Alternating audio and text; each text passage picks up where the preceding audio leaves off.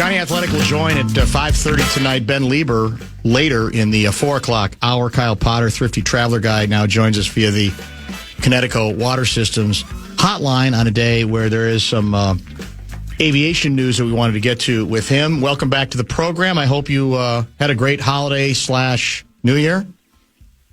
Well, I just need to back up a second. Did you just call me Thrifty Traveler Guy in the vein of John Krasinski, AP Sports Guy? Yes, in that sense. That's the highest compliment I can give. When you become a guy, that's gold for the on the Bumper to Bumper program. It's not in any way disparaging. It's worth more than Delta Sky Miles. Well, at least symbolically. Let's aim a little bit higher. You want a more specific moniker? It's like platinum medallion status. Yeah. Well, we can work on it. I wanted to make sure I heard you right. Now I got to grab a Kleenex and wipe away a tear. I appreciate it. You're more than welcome. All right. So I literally know.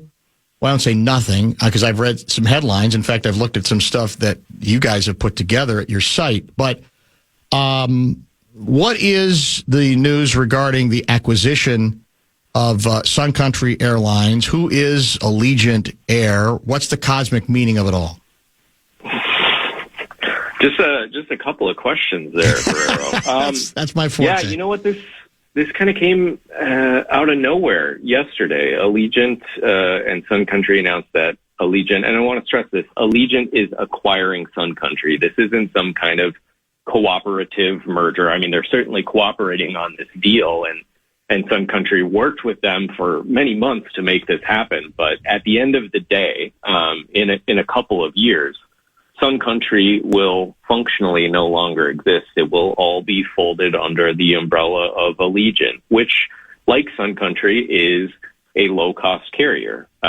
Lower fares, higher fees for everything, and kind of a quirkier, though in this case profitable, way to run an airline. And I think just to step back for 1 second, I mean, Sun Country is a small airline in the grand scheme of things. They don't even crack the top 10 airlines in the country. But for us here in Minnesota, I mean, this has been a household name for more than 4 decades. So this is a big change. There's always the question of, I think the early press release stuff has been, we're going to maintain a very significant presence in, Minneapolis, St. Paul in this market. Sometimes that turns out to be true. Many times it turns out to be inevitably false. What do we think about that aspect of the story? We've had basically all of 24 hours to process this. So, let's stress both Alligient and Sun Country. And I spoke with Sun Country CEO Jude Bricker just a couple hours ago.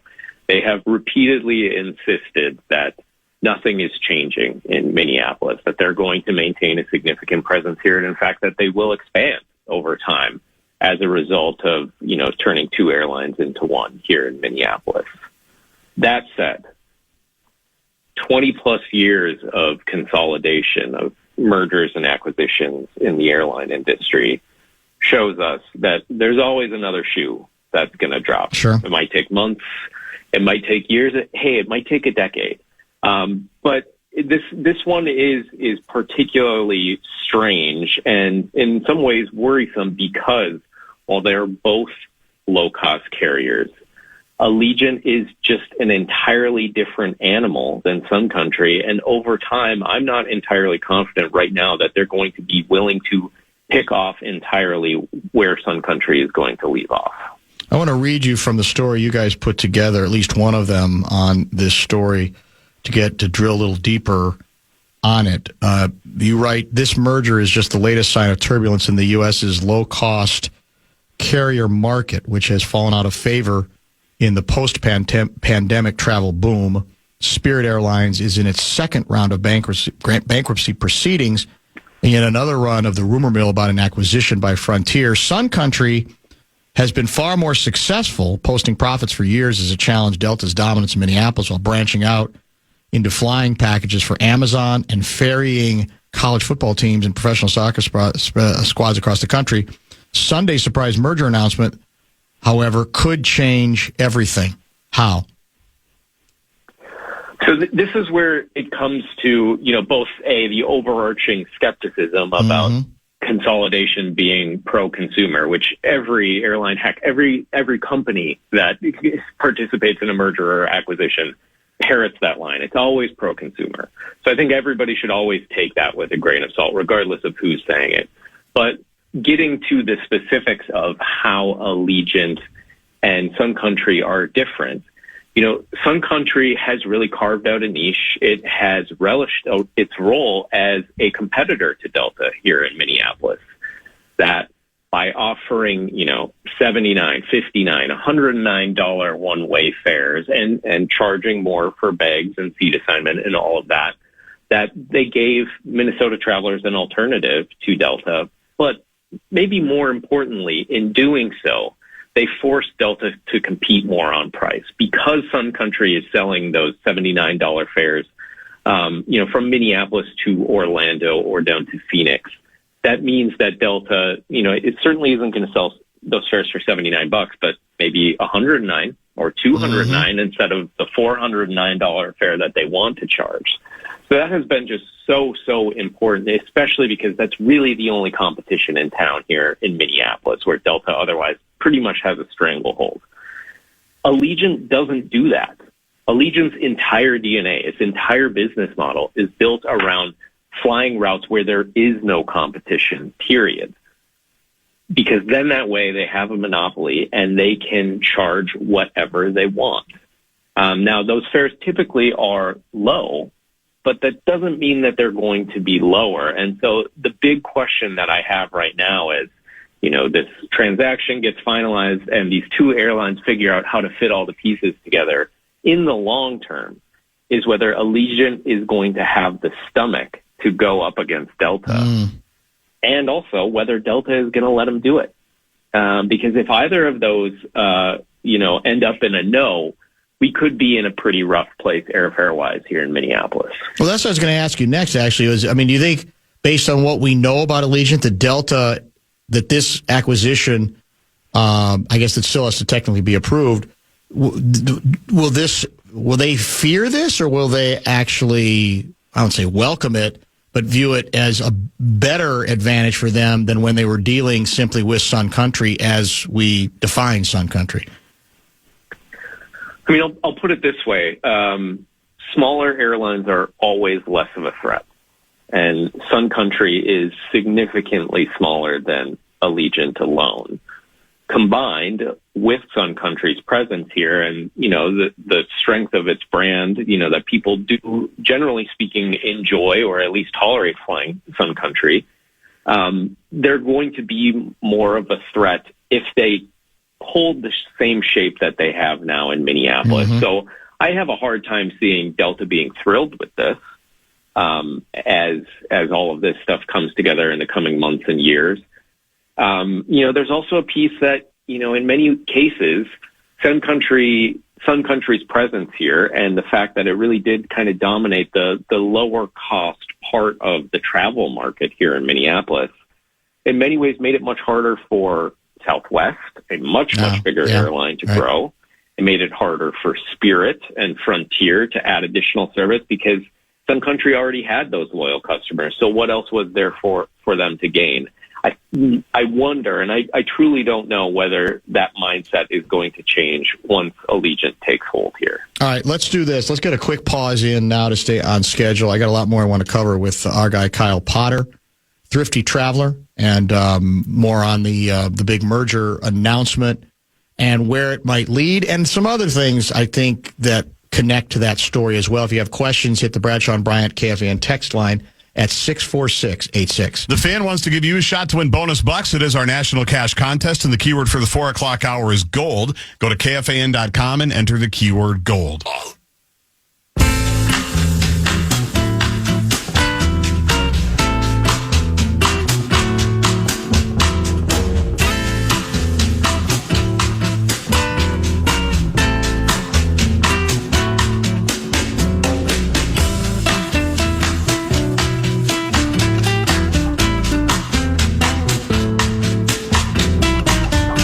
Back with Kyle Potter, Thrifty Traveler, guys. I affectionately now refer to him. Segment 2, Ben Lieber later this hour a bunch of good texts coming in. Let me give you a sample and get your reaction to several of them.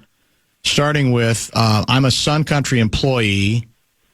The announcement yesterday talked about competition, cities served, etc., but never mentioned employees. There will be potential job losses in Minnesota in the hundreds, plus Humphrey Terminal may be $1 billion white elephant. What's your response to those observations? I'll start with the second half of that first, of Terminal 2 being a $1 billion white elephant. In the absolute worst-case doomsday scenario, Delta puts the screws to Alligient, or Alligient just withdraws altogether, which I just want to say, I don't think there is really any risk of that happening. Whether they get smaller in Minneapolis is another question, but the idea that they would leave altogether, I just don't think is within the realm of possibility. That is the worst-case scenario. In terms of job losses, and I did speak with Sun Country earlier today, the expectation right now, and again, we're 24 hours after this was announced. There's a lot to work out in the coming months and even years. But the expectation right now is that anybody working on the front lines for Sun Country, so pilot, flight attendant, ground crew, whatever, they're still going to have a job with this combined airline. Where there certainly will be job losses, as there is any time two airlines or two companies become one, is on the management side of the business. And I don't know what those numbers are going to look like. I don't even know that Sun Country knows for sure exactly what those numbers are going to look like right now. There's going to be a lot of work that needs to be done in order to figure that out. 763 guy writes, as a loyal Sun Country customer, what would Kyle recommend doing with the rewards people have via Sun Country? That's from Derek. Yeah, so in the short term, I think as with any airline mileage currency or hotel points or whatever, you shouldn't sit on them because they just become less and less valuable over time as airlines start to play with the value of these things. So I think the best thing to do regardless is just to use the points that you have right now for a flight. If you don't use everything, or if you just don't have a way to do so, I would expect that as these two airlines figure out how they're going to cooperate and merge these systems, those will map over to Alligient points. That said, I personally would rather use my Sun Country points now rather than wait for that day to come. Is it possible that this will mean more routes for smaller Minnesota airports, e.g. St. Cloud? Yes and no.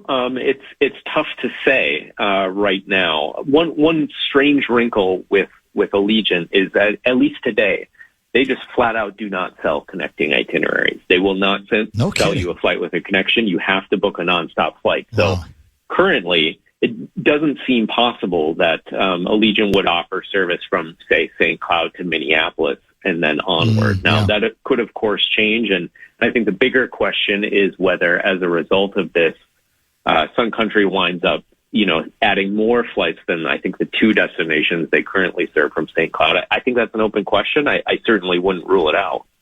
The Sun Country has the same exact flight to LAX for $120 that Delta has for $450. I've taken this flight dozens of times over the years, would hate to be forced to stomach Delta's ridiculous prices. You've talked a little bit about this. Let me expand it. I think I've asked you this a couple of times over the years. So is there any feasible way in the next 5 to 10 years that another major carrier could find its way into this market? Or does that literally become a lifetime? That, no, it's going to be a Delta town, Northwest before, obviously Delta now. Just like in Chicago, it's, mainly United and American. And there's just no way for any powerful airline to make a change to create that kind of competition. I don't see it. I think Minneapolis will continue to be a Delta game with 70+% of flights, and hopefully, 15, maybe even 20% someday offered by another carrier like Alligient or something like it. It's just this industry is so cutthroat that any airline, especially the big ones, who have the weight to throw around to really make a big dent. So for example, Southwest or United, or to a lesser extent, American. They have about 1 billion better choices to make more money than throwing themselves into Minneapolis and trying to establish a foothold. So unless if Delta's fates really turn, which you can never rule out, but it would take a lot for Delta to be weak enough for another major carrier to look at Minneapolis and say, you know what, now's our time. How big is Alligient, and what do we know about it? So Alligient is still pretty small. They're barely in the top 10 airlines in the United States, and for some important context, even combined, Sun Country with Alligient, they still will be about half the size of Spirit Airlines, and they'll still be significantly smaller than Frontier. Like those two, Alligient is an ultra low cost carrier, so cheaper ticket prices but higher fees for everything from seat assignments to check bags to carry-ons. They also, unlike Sun Country, charge for even a glass of water on board and soft drinks. So in a matter of, maybe months, but potentially more, you'll no longer be getting drinks for free on Sun Country. We don't know exactly when that will happen, but that is kind of the hallmark of what Alligient does, in addition to, that real emphasis on flying between small cities and destinations in the southern part of the United States. Somebody from the 218 area code writes, how about big picture? Sun Country has been a huge company / employer in Minnesota. You can call it merger, buyout, whatever. Fact is, this is another Minnesota company, no longer headquartered in Minnesota. This state has more businesses leaving than coming. Take it up with a politician. I don't know. There's about 1 million reasons why transactions like this get made, and especially in the airline industry, whatever your tax base is and whatever the business climate is, has very, very little to do with why airlines make these kind of acquisitions. 651 guy, the majority of people that I know from Minnesota that fly Sun Country do so because it's a Minnesota company. Without that legacy connection, I feel the number of passengers of folks originating from Minnesota is going to dramatically decrease. Is that legit, or is that overblown? I really think it depends. If Alligient really leans into the Minnesota base in any kind of way, approaching what Sun Country does over the last 4+ decades now, I do think that there's a chance. I think an interesting element to this is that this changeover from Sun Country to 100% Alligient is not going to happen overnight or anywhere close to it. It could take a matter of years. I mean, it could take as many as 3 or 4 years, maybe even more than that, which means that these two airlines have a lot of time to condition travelers to be okay with booking that Alligient flight. And at the end of the day, a lot of people love the Sun Country name, albeit maybe less than they did 5+ years ago. But what you really love is the fact that you're paying $129 to fly to LA instead of $409. So as long as that's what's moving the needle, I think Alligient will have a good chance of keeping that business if they want to. In the end, money is, we're very sentimental here, but I think we're most sentimental, like most people, about money. Is there any reason to think that this merger will not be allowed to go through? Is like the Alligient CEO ever ripped Trump? Would you have any idea what might happen in that regard, or is it pretty likely to go through?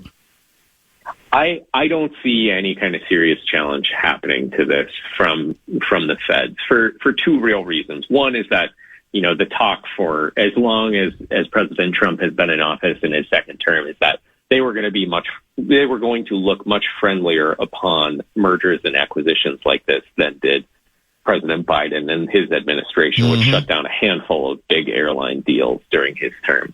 And the second is that, again, these are two pretty small airlines. Right. If we were talking about United coming in and buying Sun Country, it would probably be a different story. But this ultimately, still combined, these two airlines are still barely going to crack the top 10 of the U.S. airlines based upon the number of passengers they carry each year. I don't think there's enough to set off alarm bells in D.C. on this one.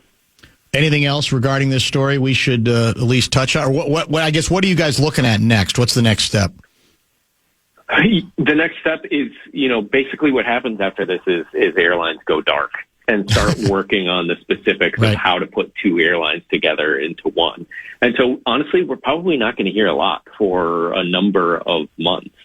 Alligient and Sun Country have said that, they expect this actual transaction to close sometime later this year in the second half of the year. But it could be longer than that. So honestly, it's just going to be about looking at how they start fitting these pieces together. And we just don't know yet.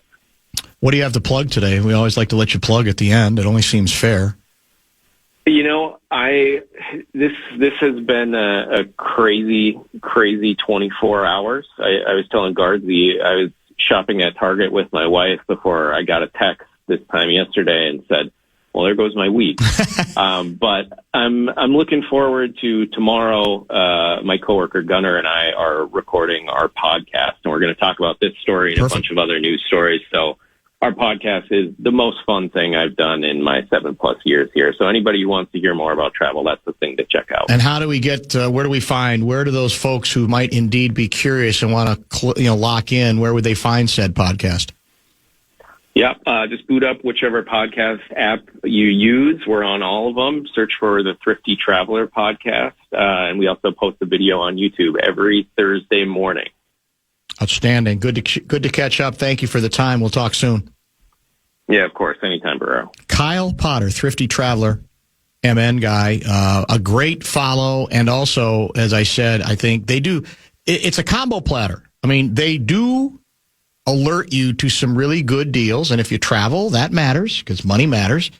And the other aspect of it is they're getting, I think, bigger and better all the time and more experienced in covering transportation news. And in some cases, breaking stories. So I heartily recommend that you give them a follow, a listen, a watch, email, I should say their website. It's thriftytravelermn.com, whatever.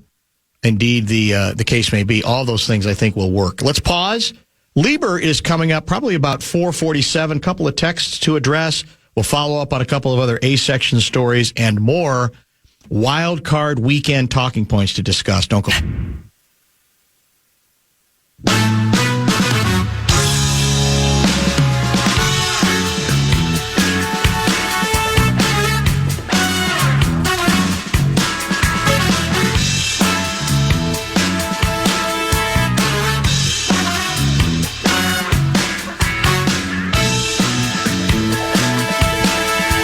A-section update as we prepare for Ben Lieber. Next segment, Johnny Athletic will join at 5:30 this evening.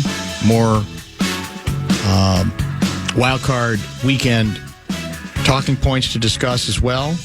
Attorney General Keith Ellison has filed a federal lawsuit against the Department of Homeland Security and related agencies and officials, asking the court to, quote, end the unprecedented surge of DHS, as in ICE agents, into the state and declare it unconstitutional and unlawful. There was a press briefing, which we had alluded to earlier, where this announcement was made. Among others, also there, the mayors of Minneapolis and St. Paul. Ellison calling it a, quote, federal invasion of Minnesota, saying ICE agents are making illegal arrests, often based only on the color of their skin.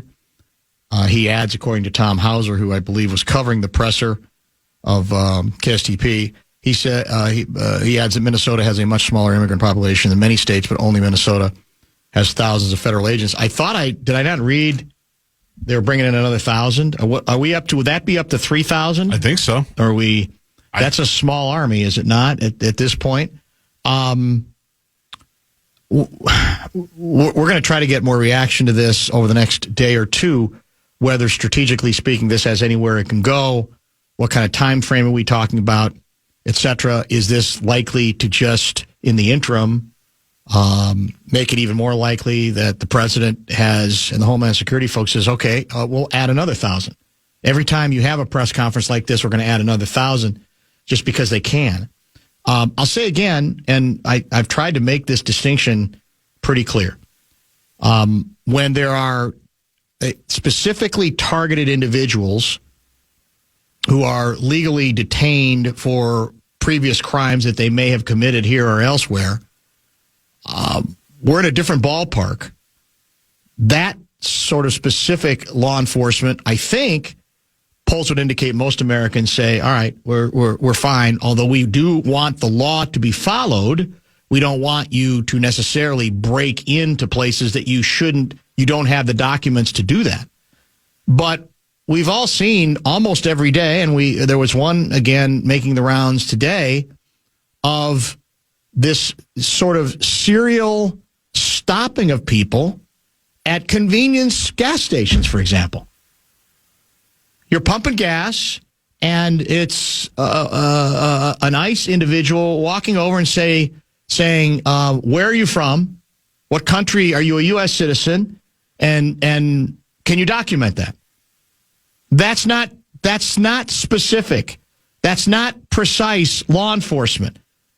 And so for the people who say, well, no, they're just going over after the bad guys they've identified as bad guys. Have you heard about some of these guys? Yeah, some of them are awful. But you can't refute what we're seeing over and over again, which goes well beyond that. And that's where I think I'm certainly in the group that says that should not stand. That should not be allowed. It's dangerous, destructive, and should be illegal. The idea that in many cases, individuals who do not identify themselves, talking about ICE agents, sometimes masked, sometimes not, approaching you as you're pumping gas. And I know there's some people out there who say, well, if they look like they have brown skin, yeah, and they look like they come from another country, they have a right to do it. They don't. And that part of it, think of it if it happened to you. That's right. How you got to think of these stories. Right. That you're just pumping gas and somebody decides you have to prove to them that you're a U.S. citizen. It's ridiculous. And it's exactly the line that's been crossed over and over again, and what people, I think, legitimately have every right to protest and to demand some sort of recourse from. I want to mention one other thing now that we don't have a lot of time, and so I don't need to take a lot of time with this. Do you remember when we had the No Kings demonstrations? Yeah. Remember that it was like a weekend, as I recall. It was, okay? Yeah. And it was, I never made this point, and I should have. It was a fascinating education because for a lot of people, it was sort of dismissed as a bunch of wackos, right? Hardcore left-wing borderline commies who hate the country kind of a thing. And you know what I saw? The places I was near in which there were thousands of people who showed up in some locations. Hundreds in some, thousands in others. And you know what most of them did? Most of them had U.S. flags that they waved, some big, some small. And all they did was line up in some major streets, I'm talking about in this case, the burbs, to demonstrate their feelings. And I'm thinking, I wonder how many of these individuals I see, all ages, by the way, including a lot of people who would be my age or maybe even older. Terrorists, Antifa apologists, or just a lot of average citizens who were bothered by what they saw. I'm not here, by the way, to take a position on all of that, so much as to say, to pretend that all of that pushback then, and even a lot of the pushback now, is just a bunch of hippie radicals, is ludicrous, demonstrably false, and should not be forgotten. Is that not true? I saw the same protest you saw. Yeah. And it struck me because I forgot to mention that on air, and I'm going, I don't know. Maybe they're out there somewhere, but these folks are not. They're not. And in this case, they were not causing any difficulty. Right. They were not even stopping traffic. They were lined up on major streets. In this case, in Minnetonka, and sometimes clapping when or people hit their horns and they'd clap, or they would cheer, or they would chant. They did not disrupt in any way, shape, or form. And as I said, the flag that you saw over and over again was the American flag, United States flag. So be careful dismissing any pushback on any of this as, oh, you're just all a bunch of Antifa sympathizers, because that's way too easy. It's convenient, but it's also way too easy. Ben Lieber is coming up next right here in the